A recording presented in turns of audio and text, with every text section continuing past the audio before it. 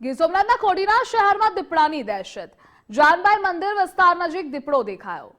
Restaurant પર લાગેલા સીસીટીવીમાં દીપડો કેદ થયો। શહેરના રહેણાંક વિસ્તારમાં દીપડો ઘૂસતા લોકોમાં ભય છે। વન વિભાગ અને પાલિકા દ્વારા દીપડાને પાંજરે પૂરવા માંગ કરાઈ।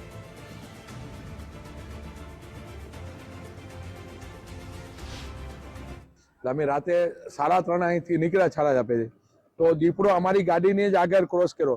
જે દીપડો અહીંથી જે સિટી એરિયા છે ને સૌથી અહીંયા જંગલેશ્વર મંદિરના બહુ એરિયા ગીચ એરિયા છે।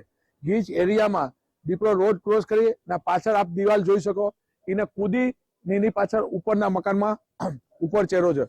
એટલે આપણે જંગલ ખાતાને એવું કહેવા માંગીએ છીએ કે આ દીપડાને વહેલી તકે કે જે રસ્તા ઉપરથી પાછળ એ પણ સૌથી મોટી સોસાયટીઓ છે, કારણ કે એને પાર કરતો અહીંયા આવ્યો હશે એટલે પબ્લિકને રાતના જાનહાનિ ન થાય એની પહેલા આ દીપડાને રેસ્ક્યુ કરીને પકડી લે એવી અમારા કોડીનાર નગરપાલિકા અને શહેર તરફથી અપીલ કરીએ છીએ।